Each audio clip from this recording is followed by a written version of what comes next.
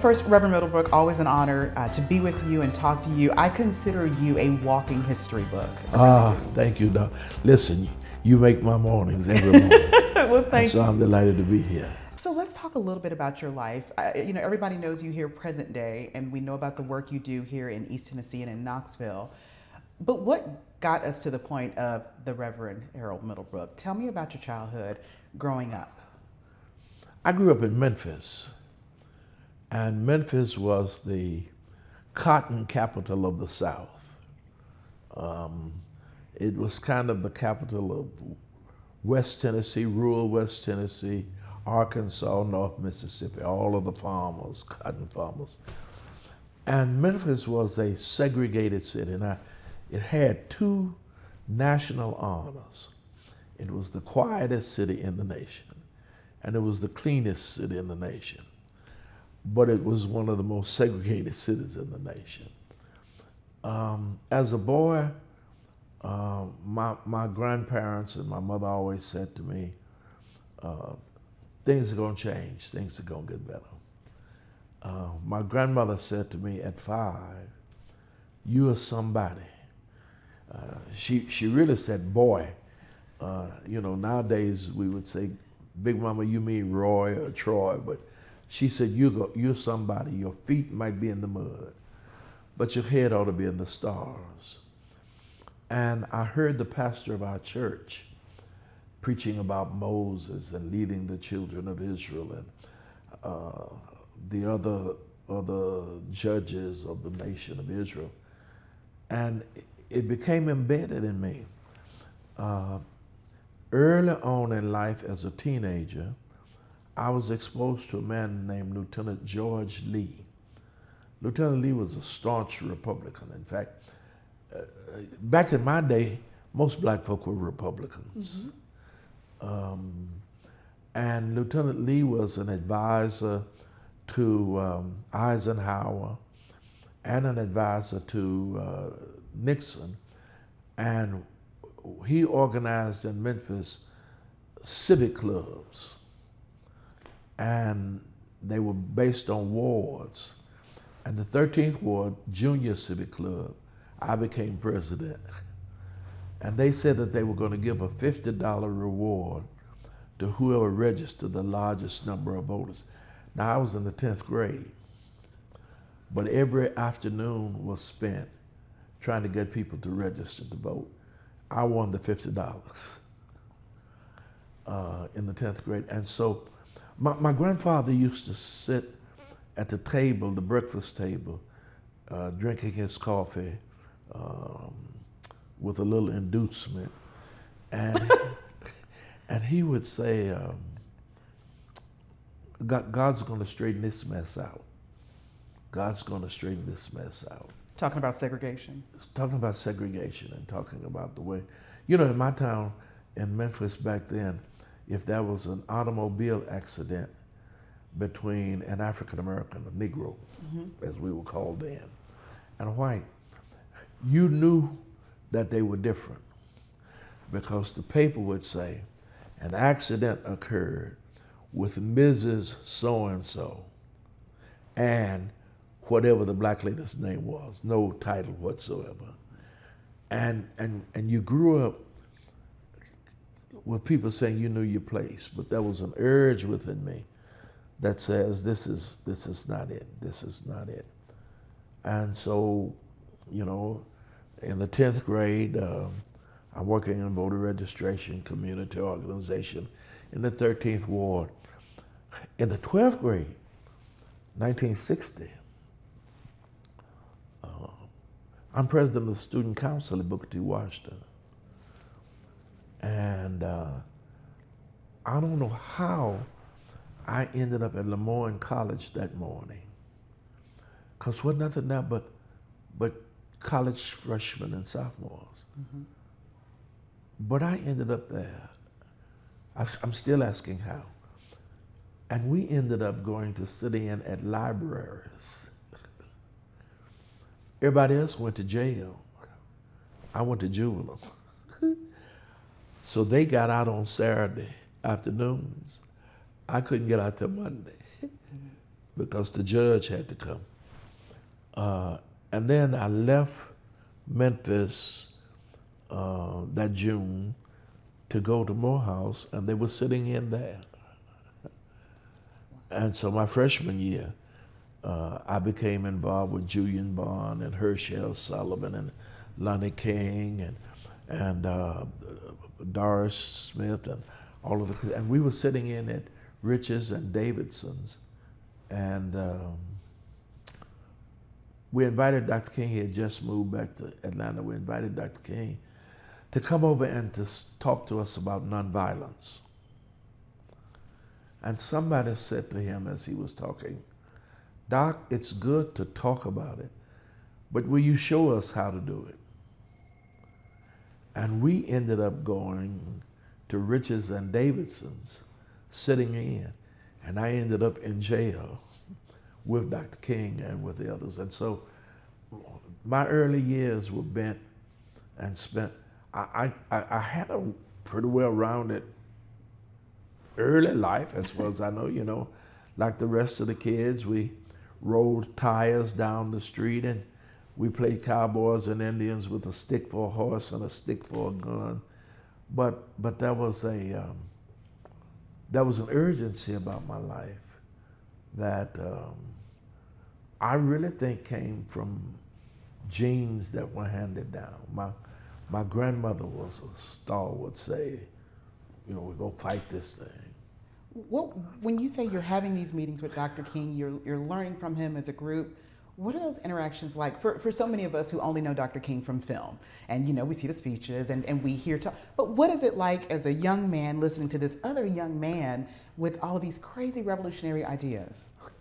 Well, we were really fascinated. Remember now, Martin King was a Morehouse man himself. So we had heard Dr. Benjamin Mays, the president of Morehouse, who had been a civil rights activist himself in the early days, got put off of a train because at the side of the road because he refused to move from the front car. Martin King was well versed in the whole concept of nonviolence, from Jesus through Gandhi, through Thoreau. And to be able to listen to him every day. Now, he took some breaks from your teaching because he could tell some jokes. Really? Yeah, I mean, you know, they were all clean, but he could tell some jokes. And he was a fun kind of guy. He loved to swim. But he was fascinating to me because I had grown up with a stereotypical view of what a preacher was to be. That's why when I went to Morehouse, I really went to be the Black Perry Mason. Wait a minute. I had heard Perry Mason on the radio. Okay. And then we had a TV in our house. We were the first person on. My stepfather went and bought a TV to keep us from going to the show on Saturdays. So I saw some old Perry Mason things. And I knew some attorneys. I was going to be an attorney because I wasn't going to wear the sagging coats and the shoes turned up at the toe. I was not going to eat chicken everywhere you went. And so I went off to be an attorney, but I saw a new preacher, a new image of what a preacher can be. And as I watched him, I started understanding without understanding that I was understanding the transition and how you bring together the church and the community. And so I was fascinated. Martin was a prophet. We didn't Julian know this. Bond. Mm-hmm. Mm-hmm. Martin was a prophet in our time. Julian was the beginning of the politician. His dad had been an educator and had been president of a school. Lonnie King was a kind of just down-to-earth Herschel Sullivan was Miss Spellman. but yet she was able to draw. And you have to understand now, for Spelman ladies back then to be involved in the movement was an interesting thing because they couldn't leave campus unless they left in a group. You had to have special car privileges as a Spelman lady to be able to get in a car on the campus. When you came, if you came over to Morehouse on Sunday to eat dinner, she had to wear stockings, heels, and she had to have her gloves. That's right. Those were the, and so here was a whole new perspective for me in life, coming from where I had come. But Martin King, back to where you, was the epitome of a man who understood, I think, that there was a special calling on his life. Yeah. So you're with your classmates. You all are organizing. You're going to sit-ins. You've had some times where you were arrested. Tell me about that. Oh yeah. Atlanta, Memphis twice, Tuscaloosa, Alabama, Danville, Virginia. Oh yeah, a number of times. So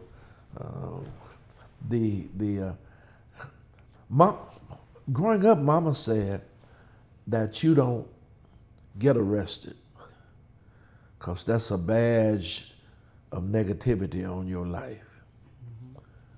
But getting arrested became a badge of honor in the 60s if you got arrested for the struggle. And in most of the cases, they were eventually expunged, or after time. But it was always difficult. It was an honor to go to jail. Let me tell you what was. Take me back. Let me tell you what was interesting. Unlike many of the students at Morehouse, I was poor. Not poor, poor. I couldn't afford the OR. Mama would write letters and send baked cakes in that kind of boxes and put $5 in it, and that was a struggle. But to go sit in, you had to have some money in your pocket. So they had set up a fund, and several of us would, when we would go sit in, we'd have to sign money out of the fund. So that, one, if they served you, you had to have some money to pay for it. Right. Secondly, if the police stopped you and frisked you down and you didn't have any money, you could be arrested for loitering and vagrancy. So you had to have at least $5 in your pocket. But it was always interesting to be around those fellas who, like Julian Bond, whose daddy was a professor and had been president of a college, and who had some resources. But you were considered on an equal basis with them. They didn't see you as, you were just my partner, you were my friend. And so Morehouse built those kinds of relationships for us.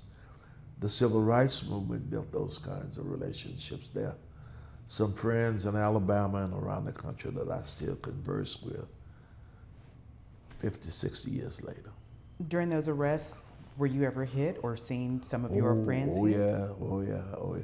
We had a couple of mini freedom rides before the major freedom rides out of Atlanta, going up to Chattanooga, going over to Birmingham, going up to South Carolina. And and in the marches, you knew you were going to get, if you escaped and you didn't get hit, you were fortunate. In Memphis in '68, at the first march, after the young men who had been planted in the movement for that purpose started breaking windows, we started collecting the sticks that the signs were attached to. And I was taking some sticks and had them in a pile, and I went to pick them up, and just as I went to pick them up, somebody hollered, "Watch out," and a policeman with his long billy club came down across my back. And so every now and then now I still, I go to the doctor when the doctor says it's arthritis, I know what it is. But, and then you get, so yeah, you went through nonviolent training so that you knew how to fall, protect your head. I joke with my friend George Dobler, who was chaplain out at UT Hospital. George Dobler came to Selma, and he was in my training class. I hip trained him how to, and so every time I see him now, George tells people that I trained him how to fall and protect your head and protect your body, because you were going to be kicked, you were going to be beaten, and that was just part of the sacrifice that you paid. When you think back to that time and you tell these stories to people who ask, how do you not harbor any bitterness, or how do you see it when you reflect back? Because obviously the world has changed a great deal today. Well, we were taught back then in the 60s, 61s, that you don't harbor bitterness, you love, and that love conquers all, and that you win people over, not with your ability to hate or to resist, but with your ability to love. Later on in life, as I got old enough and I was a preacher and I could say some things, I say to folk, we got to love the hell out of them. Because if you retaliate, Jesus taught us that. Jesus said that if they smack you on the one cheek, turn the other. If they ask you for your coat, give them your cloak. Because what we learned is that you can draw a person and win them with love greater than you can resisting and fighting. Big Mama used to say that if you argue with a telegraph pole, they ain't gonna be able to tell which is the bigger fool. You are the pole. So you learn, listen to what they're saying, because when they rebel, when they revile you, that's an inner thing trying to come out. Mm-hmm. And they don't know how else to express it. Mm-hmm. They don't know how. I discovered that white men during those times, especially many of the white men who were at the lower economic status, mm-hmm. felt oppressed and neglected themselves, but they needed to feel like they were better than at least somebody. So I became the somebody that they felt better than. And so if my giving you the opportunity to vent your frustration and to vent your bitterness can help you to be who you ought to be in the community, come on with it. Let's do it. Because I'm going to still be it. God is going to take care of me. We sang, "We shall overcome." We sang, "Ain't gonna let nobody turn me around," because we were committed. We sang. It was an old church song. We didn't know it back then, but they used to sing, "Woke up this morning with my mind on Jesus." So we said, "Woke up this morning with my mind on freedom."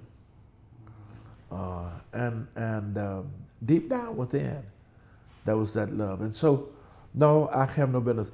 The interesting thing is that Jim Clark, who was the sheriff in Dallas County, who beat C.T. Vivian and who beat John Lewis and who kind of took a crack at my head one day, eventually came to the point when he is a paralytic and in a wheelchair to apologize and ask John Lewis for forgiveness for what he had done. And so love takes a time, but it eventually wins out. Do you have a memory that's the most fond from your time in civil rights? The most fond? Yeah, just something that the story that stands at the moment, that stands out the most, big or small?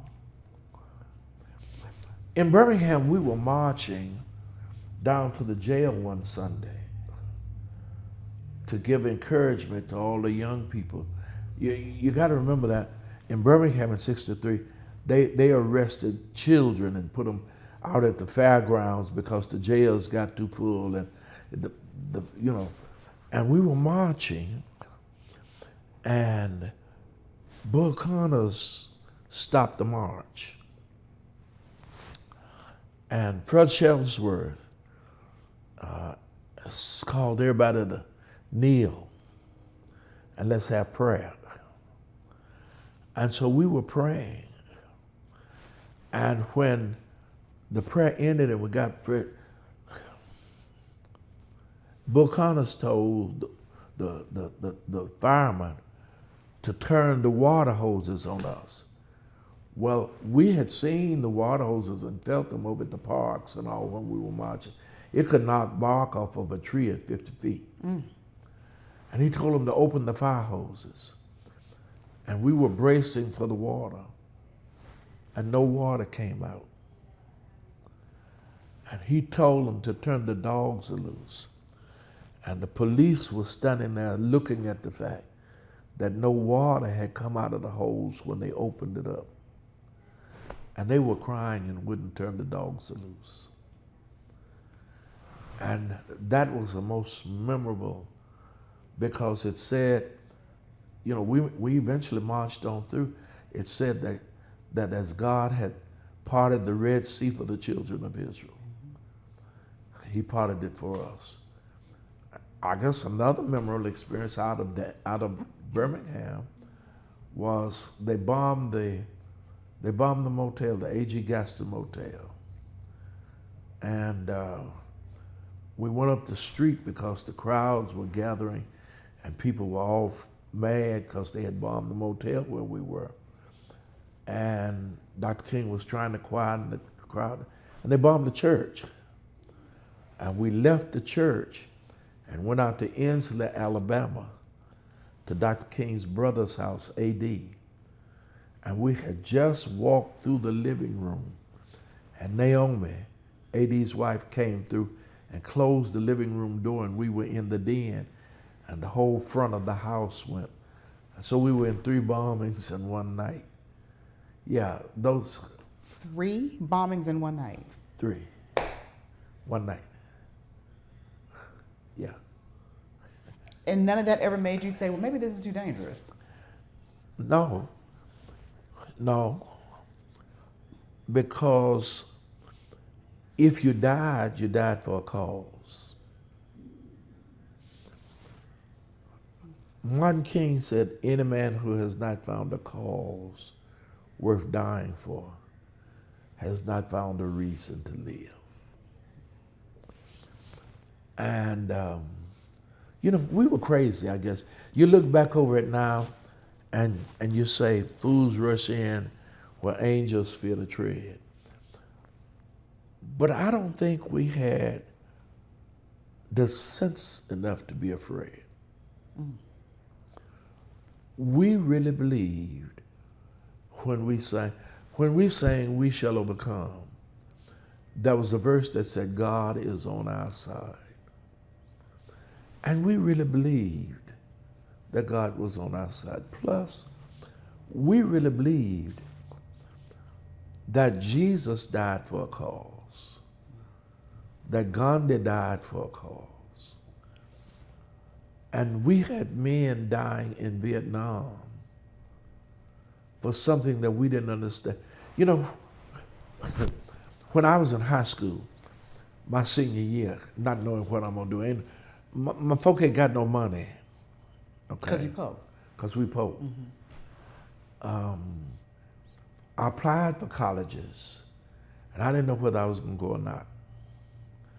So they came and recruited a bunch of us for the Army.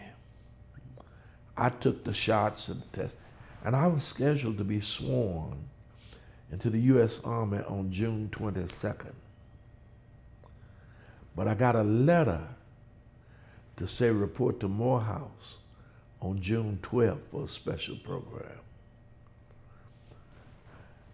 And so later on, you know, we demonstrating, and they called us to come down to the draft board because we got 2S deferment, and they gonna try to figure out how to take that from us because we're demonstrating. And they gave you this sheet of paper, and they said, "Would you bear arms against the United States, against the enemies of the United States?" And I put down conditionally. And the man says, "Conditionally?" I said, "Yeah. Why should I go fight Chiang Kai-shek for winking his eye at Jackie Kennedy when y'all beating the hell out of black women on the street every day?" So they stamped my jacket undesirable. Wow.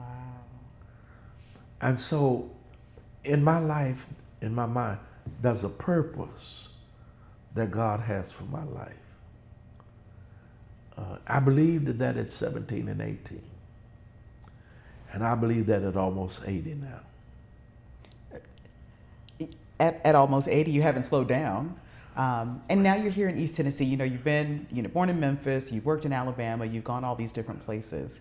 But tell me about your life here in East Tennessee. I came to Knoxville to pastor the Mount Calvary Baptist Church, 1977. And I was from the Flatlands, and so these hills were interesting to me. You know, you get on the street in Knoxville, and you're driving along that street, and all of a sudden that street ain't that street no more. It's something like that. That was. And I said I was going to stay here 5 years.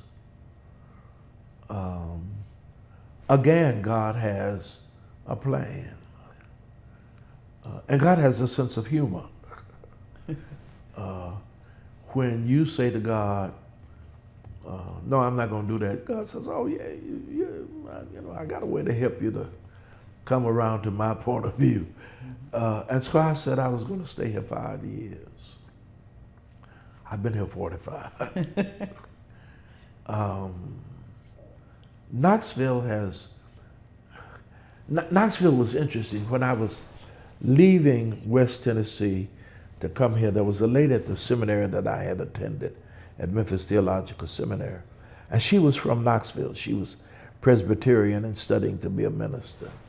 And she said, "Now, I'm going to tell you, when you get to Knoxville, it's totally different." I said, "Huh?" She said, "Whites in Knoxville are very patronizing and paternalistic. They take care of their own." She said, "You'll have to win your way with the black community." Well, Daddy King, Martin King Sr., came to preach my installation.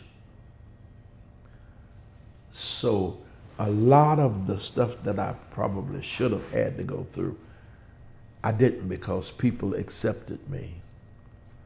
Many of them because of my relationship with Daddy King. And then I think some accepted me because they came to know that I was genuine, that what you see is what you get. Mm-hmm. I don't put on any airs. I don't try to be anybody but who I am. I am a community servant. And community servant means that you don't worry about being a leader. Servantship will give you the right, if you're sincere and committed, to speak and be heard. And so you don't have to fight for that right. You don't have to try to convince anybody. You just serve. And God has a marvelous way of taking you from here to here, if that's where He wants you to be. And so I don't, you know. Throughout your years, you stayed committed with civil rights. When you look at today, you know, obviously the world is never going to be perfect, and there's always going to be an injustice that needs to be addressed. You know, over the last 2 years, we've had major marches across the country with George Floyd and the awakening, again, of the way certain communities are treated. What is your reflection on the way the movement is now versus when you were active in your younger years? Growing process. Growing process. Little babies crawl, but then they learn how to walk. The movement started out at a crawling base. We were fighting about lunch counters, and Mon King understood that. During Morristown, we moved from lunch counters, public facilities, public accommodations, buses, voting. Then you start moving to economic development, because the movement takes stages. People don't just change overnight. You come to understand where is the root cause of your major problem. Much of it is in economics.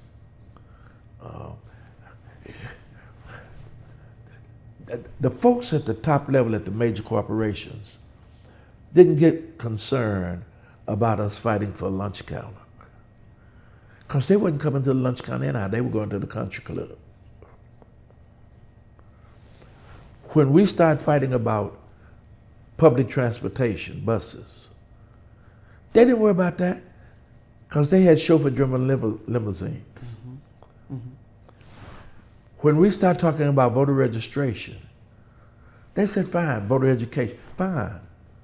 Anybody who's going to run, we're going to either buy them off, run them off, or kill them off. Wow.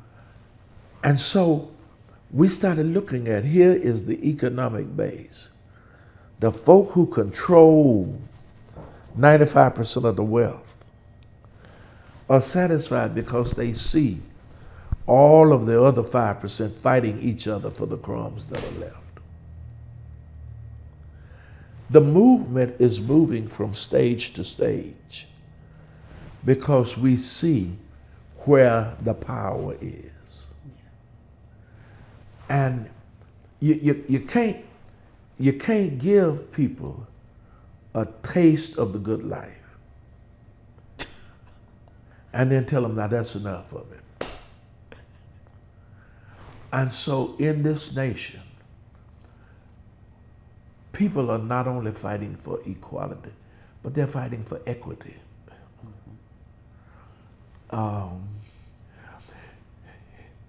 If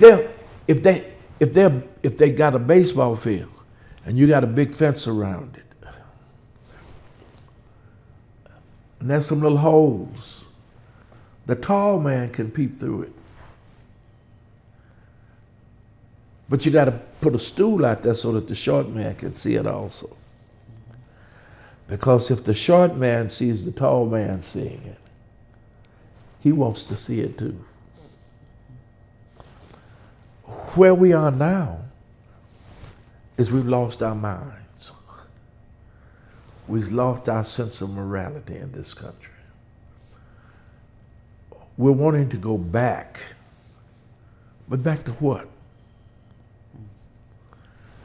And people are talking about, don't read this book and don't talk about critical race theory and all. How you gonna not talk about how you got to where you are without talking about the folk who were there? Mrs. Obama said that we're leaving a White House that we've lived in, that our foreparents built. Well, how you gonna talk about the White House? How you gonna talk about the fact that Washington, D.C. is the capital, and you hired a Frenchman to design the streets, and he quit, and a black astronomer has to come and design the streets of D.C.? So it is impossible to really talk about your greatness.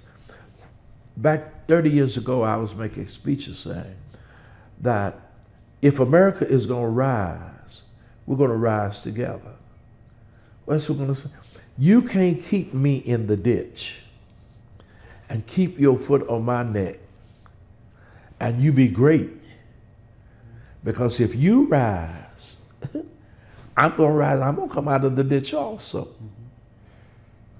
You know, And so we had a critical point where people have forgotten what makes a nation great, or what makes a people great, or what makes an individual great.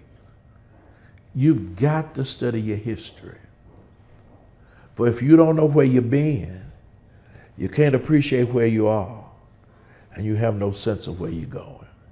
And if you get there, you don't know you're there. Yeah. So I am convinced that we're going through a period in this nation where we have been the leading nation for 200 years. And it's almost gone to our head, and now we're having to struggle to see who we are and what we're all about. Yeah. Yes? Okay. Everything's fine after that. I see you use this mic. Okay. What happened? No, it's fine. It just turned a little bit.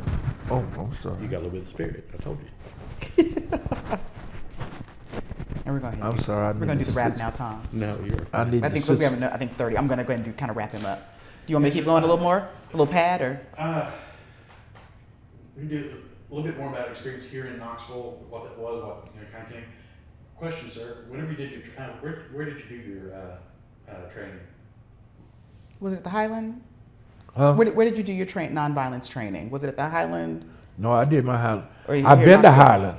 I've been to Highland, but I did my nonviolence training in the streets and in jail.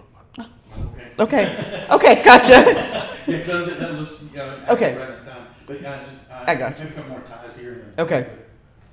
Yeah, no. When I first heard of Highlander,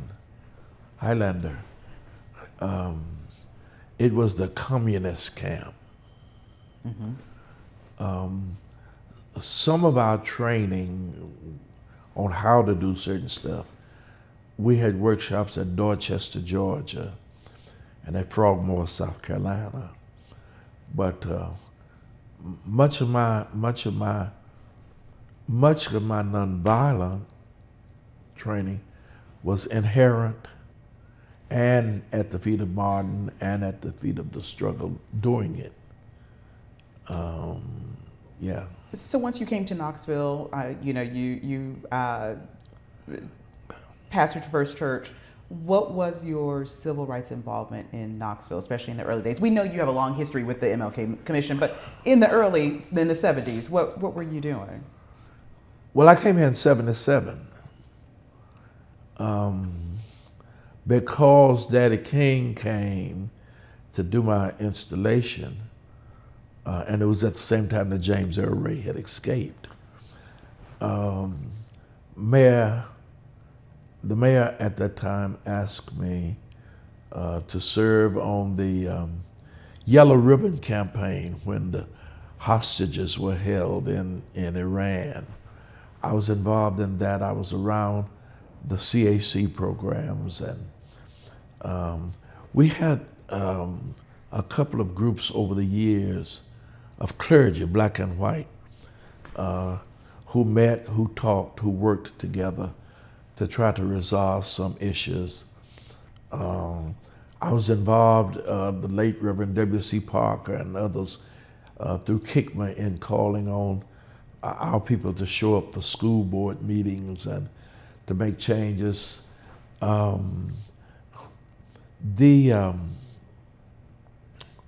We had a situation here where we had 4 men who were killed by the police. And KICMA pushed for a police advisory committee. And we persuaded Victor Ash to join us in pushing for that. The city council refused to do it. And we persuaded Victor to do it. It was in his heart to do it, to appoint the Police Advisory Review Commission on his own by executive order. The executive order, I think, could only last 1 year. But at the end of that year, council was ready to approve it. We really tried at that time to get the sheriff's department to also create the police review commission. They're still fighting for that. We were involved in getting the street name changed for Martin Luther King Jr. That was a struggle because we had to go from door to door to get signatures. So many of the things that much of my conversation and involvement has not necessarily been out in the street organizing marches or whatever, but I've been involved in some of that. But if you can get people to the table, and if you can rationally persuade people to take a look at, this is where we are. This is what we must be about if we're going to make our city a meaningful city. You know, we argued with Chris Whittle and others when he was organizing his company here that you got to make sure that you have equity, that you have people involved in every level of the company, and not just one person who's responsible for all black folk. No one African American black person speaks for all of us. We've had to educate people to understand we're diverse. You know, Martin King used to preach and he'd say, from a bass black to a treble white, everything is significant on the keyboard. And what we have to say is to everybody in the community, everybody is important. Everybody is somebody. And it is only when we realize that we can move this city forward. Yeah. Do you plan on slowing down anytime soon? Because you're 80 and you're just as active as me, if not more. Ah. You're in everybody's organization. You can catch you around town all week long. Well, I'm really enjoying the Urban League Board. I'm enjoying Bega Chancellor's Associate and all of these things that I'm involved in with other ministers. And what would I do if I slowed down? You're retired, a little TV, a little vacation. Do you know the strange thing is that my wife and I have been married 57 years. We've never had a honeymoon.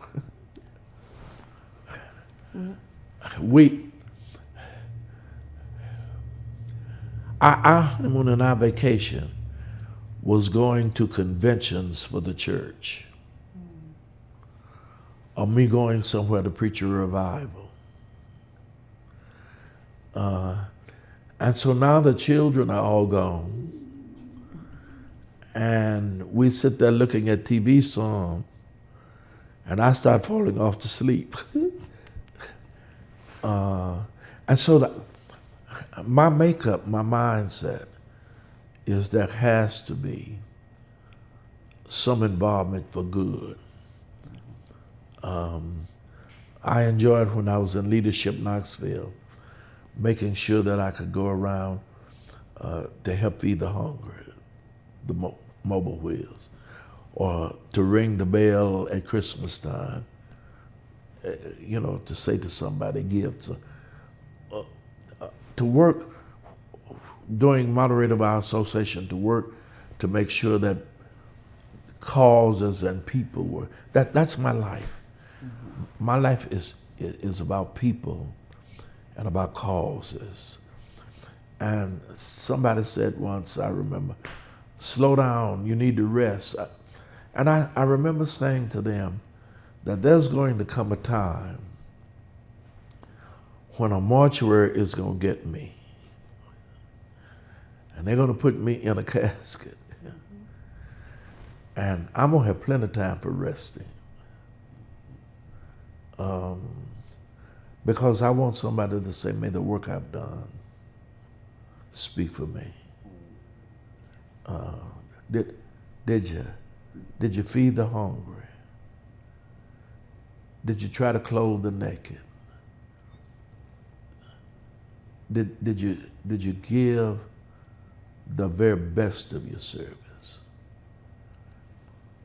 I'm an old preacher, and so I tell people I believe that there's another resurrection. I believe it, and I want to hear him say, "Well done." And you know, to have been there and seen Martin King lying on that balcony, bleeding, but kind of at peace because he had given the best of his service. And so God has not called me to die a martyr's death, but he has caused me to serve the best I could. And that's all I know. When you talk about service, you have been with the Knoxville MLK Commission since inception, since it started? Yeah, I came to this city and I saw people all. When I first came here, UT was having its service and Knoxville College was having its own service, and I worked to help get Job Corps here, but they were having their service, and the Alphas were having their service, and the YMCA was having their service, and the YW, and Advocates for Neighborhood Development, and you get 15 people here, 20 people, and that's not what Martin was about. Martin was about unity, and so Tank Strickland and Bob Booker and one or two others, and we sent out letters to every organization. And we met at the old Chamber of Commerce. And we talked, and I was really surprised because, well, let me say, I prayed mightily first. But I was surprised that nobody fought it and said no when we talked about coming together to form a real unified Martin Luther King celebration and to help develop leadership out of the African American community. And so 40 years ago, well, really 41 years ago, we called people together. But 40 years ago, we had our first celebration. I never shall forget, Victor Ash said to us, he and Randy Tyree, we had Randy Tyree and Victor there. And Victor said to us, this celebration is too big to be kept in the church. It needs to be carried to the people's house, which was the auditorium, so everybody can come. And we did, we tried that. It did not have the same flavor. Okay. The movement was a church-based, church-oriented. And so we needed to carry it back to the church, number one. Number two, we didn't have many more folk from the white community coming to the auditorium. They came to the church. So and so we went back to the church because the movement was faith-based. Right. And it has to remain. That's the one question that I push to young people now as they carry on the struggle. Keep it faith-based. Keep God in the movement. Keep your eye on understanding that we're not to antagonize each other, but we are to be brothers. We are to draw each other, and we are to win each other. And so I have enjoyed life. I've enjoyed these 45 years. Would I have done some things differently? Probably. I don't know what, but probably. But I've enjoyed Knoxville. I've seen changes in Knoxville. You know, when I came here, there was not a Tearsa Smith here. You're right. Yeah. You're right. Yeah, I've seen media change. I'm not pushing anybody, but I think because of much of what was done, and Angela Dennis can come to town, and you know, all kinds of people could come in and begin to make significant contributions.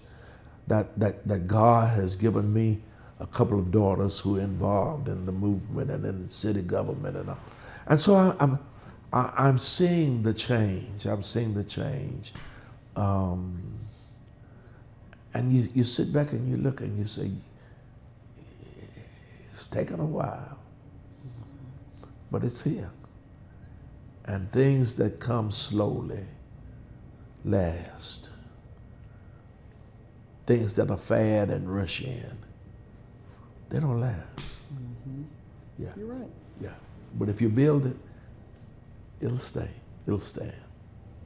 Thank you so much for talking to me, Reverend Middlebrook. Always just a pleasure and a joy. Oh no, thank you for having me. Remember, I think you're a queen. I hope your husband realizes that. But He does. You are a queen, and I respect royalty. Thank you for permitting me to be in the presence of royalty. Same to you.